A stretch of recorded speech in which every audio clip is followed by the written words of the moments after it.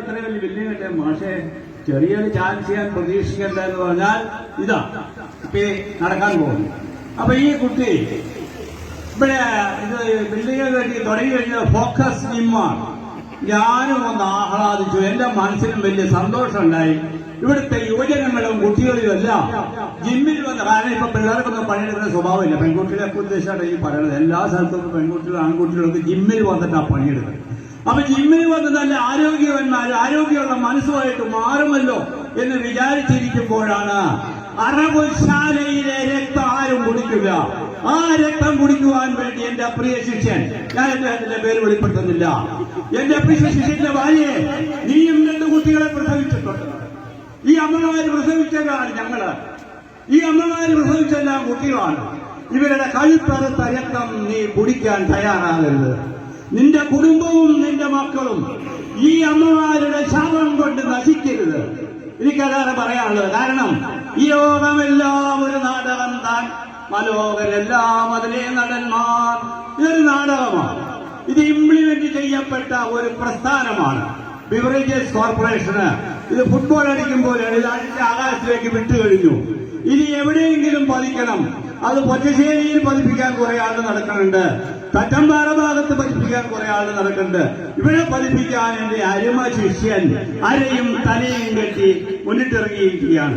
എന്റെ സഹോദരങ്ങളുടെ എന്റെ ശിഷ്യന്മാരിൽ പലരും അദ്ദേഹത്തെ സമീപിച്ചു. ഇതൊന്ന് ഈ കഴിവുണ്ടെങ്കിൽ ഈ കാസ ഞങ്ങളിൽ നിന്ന് ഒഴിവാക്കണം എന്ന് പറഞ്ഞപ്പോൾ അദ്ദേഹം പറഞ്ഞത് എന്താണെന്നറിയോ? അത്ഭുതമാണ്. അട്ടിനോലിട്ട ചെന്നായയുടെ സ്വഭാവം. ഞാനങ്ങനെ ചിന്തിച്ചിട്ട് പോലുമില്ല. എന്താ നിങ്ങൾ ഈ പറയുന്നത്? അപ്പൊ ബുദ്ധിമാനായ ഒരു ശിഷ്യൻ ആ സുഹൃത്തിനോട്, ശിഷ്യന്റെ സുഹൃത്ത്, എനിക്ക് ശിഷ്യനെ പറഞ്ഞു, ആ സുഹൃത്തെ, നീ ഒരു കാര്യം ചെയ്താൽ മതി. നീ ഇത് ആർക്കും ഒപ്പിട്ടും കൊടുത്തല്ലേ നീ ചെയ്തിട്ടില്ലല്ലോ. വളരെ സന്തോഷം. നീ ഒരു കാര്യം ചെയ്യാൻ, ഞങ്ങളിവിടെ ഒരു പൊതു മീറ്റിംഗ് വിളിക്കുന്നുണ്ട്. ആ വേദിയിൽ വന്ന് ആണുങ്ങളെ പോലെ കട്ടയുടെ മുന്നിലൂടെ സഞ്ചരിച്ച് ഗർഭമുണ്ടാക്കി അച്ഛന്റെ മകനായിട്ട് നീ പറയൂ, ഞാനിത് ചെയ്യില്ല എന്ന് പറഞ്ഞപ്പോൾ ആ മഹാൻ പറഞ്ഞത് എന്താണെന്നറിയാം? എനിക്ക് പാലക്കാട് വലിയൊരു കോൺട്രാക്ട് ഉണ്ട്, എനിക്കിതിന് പങ്കെടുക്കാൻ പറ്റില്ല. പിന്നെ എന്തിനാ സംശയിക്കണേ? ഇവിടെ അനവധി പേര് സമാധാനപരമായി പ്രസംഗിച്ചു. നിർവാഹമില്ലാതെ വന്നാൽ നീതിമാൻ എന്ത് ചെയ്യും എന്ന് ഒരു പ്രമാണമുണ്ട്. അമ്മമാരെ, നിങ്ങൾ എണ്ണിക്കൊള്ളൂ. നിങ്ങളുടെ പ്രിയ കുട്ടികൾ മദ്യപിച്ച് മലവിസർജനം ചെയ്ത് ഈ റോട്ടിൽ കിടക്കുന്നത് നിങ്ങൾ കാണേണ്ടി വരും. കൊലപാതകം ചെയ്യുന്നത് കാണേണ്ടി വരും. അപ്പൊ ചിലരൊക്കെ ചോദിക്കും എന്നോട്, അങ്ങനെ ഒരു സംസാരം ഉണ്ടോ ഈ ഇവിടെ കുട്ടികളുടെ ഇടയിൽ? എന്താ ഇപ്പോഴത്തെ ഈ നവമാധ്യമങ്ങളോട് കുടിക്കുന്നവരും തന്നെയാട്ടോ ഇതിനെ പ്രകടനം നടത്താൻ വരുന്നതും പ്രസംഗിക്കാൻ പറ്റുന്നത്. സംഭവം സത്യമാണ് സുഹൃത്തുക്കളെ. ഇതൊരു രോഗമാണ്. മദ്യപാനം എന്ന് പറയുന്ന ഒരു രോഗമാണ്. ആ രോഗത്തിന് അടിമപ്പെട്ടവൻ എന്ത് ഹീനപ്രവൃത്തിയും ചെയ്യും, അതിന് സംശയമില്ല.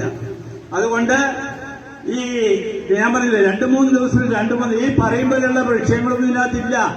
നാട്ടുകാർക്കൊന്നും ഇത് അങ്ങനെ എതിർക്കാൻ കഴിയില്ല. ഇതൊരു ജനകീയ പ്രസ്ഥാനം കൊണ്ടുവന്നിട്ടുള്ളതാണ്. അതുകൊണ്ട് എന്റെ 2-3 ദിവസമേ സമയമുള്ളൂ. ഹൈക്കോടതിയിൽ നിന്നും ഒരു താൽക്കാലിക ഇഞ്ചക്ഷൻ കിട്ടിയാൽ എനിക്ക് ഇത് ഒരാഴ്ചയിൽ ആയുസുള്ളൂ. പൊറ്റശ്ശേരിയിൽ നിന്ന് ഈ ബിസിനസ് സ്ഥാപനം പറിച്ചറിയണം. അത് പറിച്ചറിയും. എവിടെ വന്ന് വീഴുന്നു എന്ന് നോക്കിയാൽ മതി. കാരണം എന്റെ ഒരു പ്രിയ ശിഷ്യൻ ഇവിടെ പോലീസ് വേഷത്തിലുണ്ട്. ഒരു 3 മാസം മുമ്പ് അദ്ദേഹം ഇവിടെ സർക്കിളായി ചാർജ് ചെയ്തപ്പോൾ ഞാൻ ചോദിച്ചു, കുട്ടിയെ, ഈ പോലീസിൽ സർക്കിൾ ഇൻസ്പെക്ടർ SI എന്നൊക്കെ പറഞ്ഞു വലിയൊരു തസ്തികയാണല്ലോ, നീ ആ കുപ്പായമൊക്കെ ഇട്ട് ഞങ്ങൾക്ക് ഇതിലെ ഒന്ന് വരണം, നീ ആ പോലീസ് ജീപ്പിലൊന്ന് സഞ്ചരിക്കുന്നത് കാണണമെന്ന് ഞാൻ ഒരു അഭിപ്രായം പറഞ്ഞു. അപ്പൊ ആ ശിഷ്യൻ പറഞ്ഞത് എന്താണെന്ന് എനിക്കത് മറക്കാൻ കഴിച്ചിട്ടില്ല. മാഷേ, എനിക്ക് ഇപ്പോഴേ മോട്ടോർ സൈക്കിളൊക്കെ മതി. ഈ പൊതുജനത്തിന്റെ ഖജനാവ് ഞാൻ എന്തിനാ ദൂർത്തടിക്കണേ? മാഷേ, എനിക്കൊരൊറ്റ ആഗ്രഹമേ ഉള്ളൂ. ഈ പോലീസ് വേഷത്തിൽ പള്ളുറുപ്പിന്റെ തെരുവീതിയിലൂടെ വരാതിരിക്കണമേ എന്ന് മാത്രമേ എനിക്കൊരു പ്രാർത്ഥനയുള്ളൂ എന്ന് ആ കുട്ടി പറഞ്ഞത്. നമ്മളെ ആലോചിച്ചോ, മനസ്സാക്ഷി. ഇനി ആ കുപ്പായം ഇട്ടുകൊണ്ട് ഈ ഇതിലെ അദ്ദേഹം അല്ലെങ്കിൽ അദ്ദേഹത്തിന്റെ സഹപ്രവർത്തകർ പലരുണ്ട്.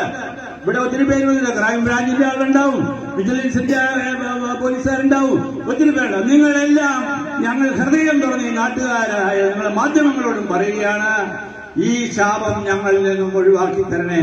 ഞങ്ങളിപ്പോൾ താൽക്കാലികമായി ഇവര് ശക്തിയുണ്ടെന്നൊക്കെ പറഞ്ഞെങ്കിലും അശക്തരാണ്. പിന്നെ ഈ മദ്യശാലയൊക്കെ ഇങ്ങനെ ഒന്ന് സ്ഥാപിക്കപ്പെട്ടാൽ ഞങ്ങൾ ഈ പുരുഷന്മാർക്കൊന്നും എതിർക്കാൻ വലിയ ചാൻസ് ഇല്ല. ഞങ്ങൾ വന്നിട്ട് രണ്ട് തെറി വിളിക്കുമ്പോൾ അപ്പം തന്നെ തെറി വിളിച്ചെന്ന് പറഞ്ഞ് ഞങ്ങളെ ഈ പറയുന്ന ഞങ്ങളുടെ ശിഷ്യ തന്നെ നിയമം അങ്ങനെയാണ്. സ്റ്റേഷനിലേക്ക് പോകും. അമ്മമാരോടാണ് എനിക്ക് പറയാനുള്ളത്, നിങ്ങളുടെ കുട്ടികളെ വളർത്തിയിട്ടുള്ളത് 1000 പ്രതീക്ഷകളോടെയാണ്. അവരെ സംരക്ഷിക്കേണ്ട ഉത്തരവാദിത്വം. ഞാൻ പറയുന്നു, ഈ സജിയുടെ ഭാര്യയും 2 കുട്ടികളെ പ്രസവിച്ചിട്ടുണ്ട്. നിങ്ങളും ധാരാളം പലരായ കുട്ടികളെ പ്രസവിച്ചിട്ടുണ്ട്.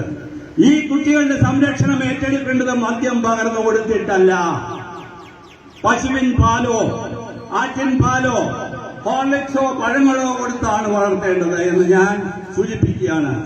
ഞാനിവിടെ 2-3 പേര് പറഞ്ഞു. ഞാൻ പറയുന്നു, ഈ സ്ഥാപനം ഇവിടെ വന്നാൽ ഒരു തുള്ളി മദ്യം വിൽക്കാൻ ഈ ബിൽഡിംഗിന്റെ ഞങ്ങൾ ഇവിടുന്ന് 100 കണക്കിന് ആളുകൾ ഇവിടെ നിൽക്കും. മദ്യം വാങ്ങുന്ന സമയത്തൊക്കെ ഞങ്ങൾ ഇവിടെ ഉണ്ടാകും. ഒരു സംശയവും വേണ്ട, ഇത് വിൽക്കില്ല. നമ്മൾ അതിന് തീരുമാനമെടുക്കണം. കാരണം എനിക്കിത് 2-3 ദിവസമായി ശരിക്കും പറഞ്ഞാൽ എനിക്ക് ടെൻഷനാണ്.